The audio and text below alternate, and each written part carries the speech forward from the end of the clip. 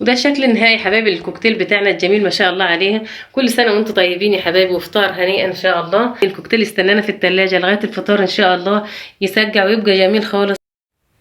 حبايبي الحلوين، السلام عليكم، ورجعت لكم تاني في فيديو جديد من مطبخ ماما الاقتصادي.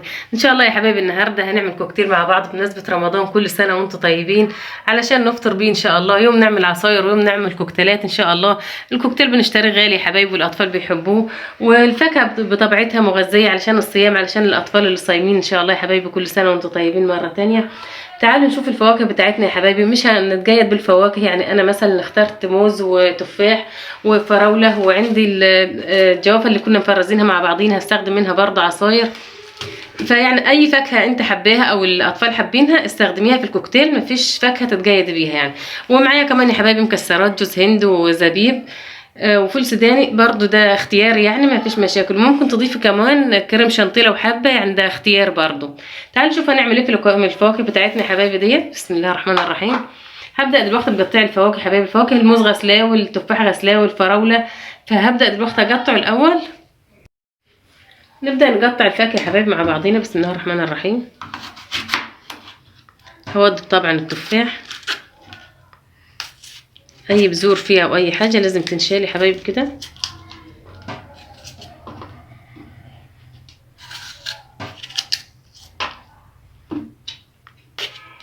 هنقطع مكعبات يا حبايبي، كل الفواكه هنقطعها مكعبات صغيره علشان ما يبقاش كبير على المعلقه واحنا بناكل الكوكتيل بتاعنا. بسم الله.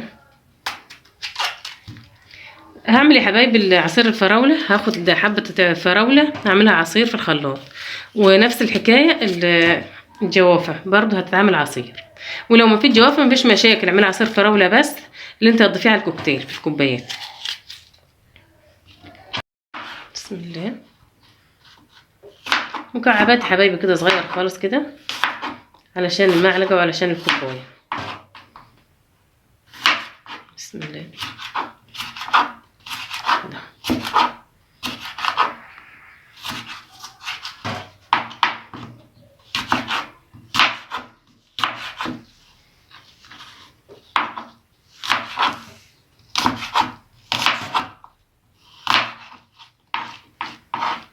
هقطع يا حبايبي كميه التفاح علشان ما اطولش وقت الفيديو عليكم. وهقطع الموز، انا قشرت الموز اهوت.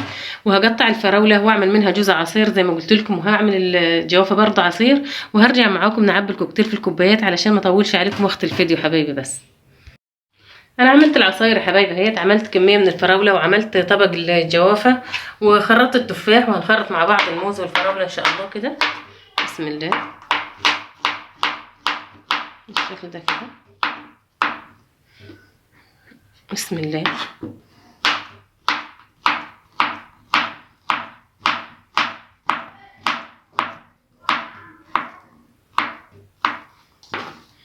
كده يا حبايبي بالشكل ده كده مكعبات كله كده.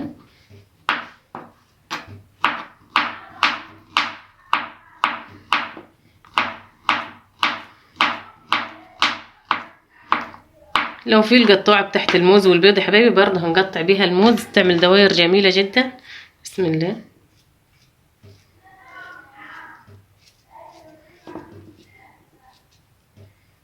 هخلص كمية الموز يا حبايبي ونرجع نقطع مع بعض الفراولة.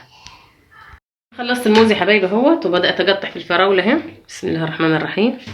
الفراولة هفتحها 4 كده يا حبايبي عشان تبقى ايه مكعبات صغير برضه. بسم الله الرحمن الرحيم بالشكل ده كده.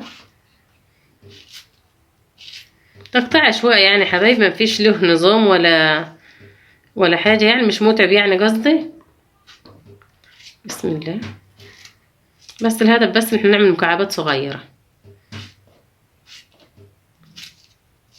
بالشكل ده يا حبايبي كده. والفراولة اخر حاجة في الفاكهة بتاعتنا ونخرطها يا حبايبي اهي، ونعبي الكوبايات بتاعتنا ونقدم مع بعض ان شاء الله. خلاص يا حبايبي قطعت الفراوله اهوت، وقطعنا كل الفواكه مع بعضين زي ما احنا شايفين كده. بسم الله الرحمن الرحيم. تعالوا نعبي الكوكتيل مع بعض. بسم الله الرحمن الرحيم. احط حبه يا حبايبي كده، وهنا هضيف عصير جوافه حبه برضو مش كتير. بسم الله بالشكل ده كده. هضيف موز بسم الله، وكمان فراولة، تفاح بالشكل ده كده، وهكمل فراولة بسم الله.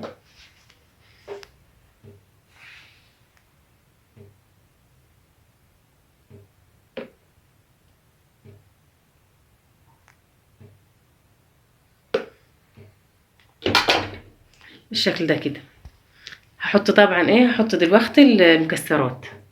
بسم الله الرحمن الرحيم، بسم الله الرحمن الرحيم. نعبي التاني يا حبايبي وبعدين نحط المكسرات بسم الله. بالشكل ده كده. لا هضيف جوافة بسم الله.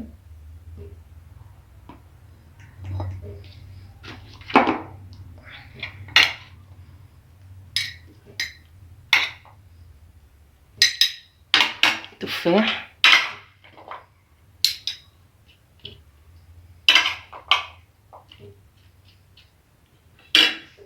هضيف هنا حبة فراولة تاني كده على الوش.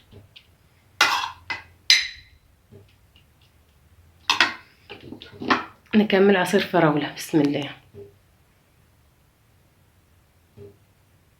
العصير يكون مركز يا حبايبي، ما يكونش خفيف بسم الله.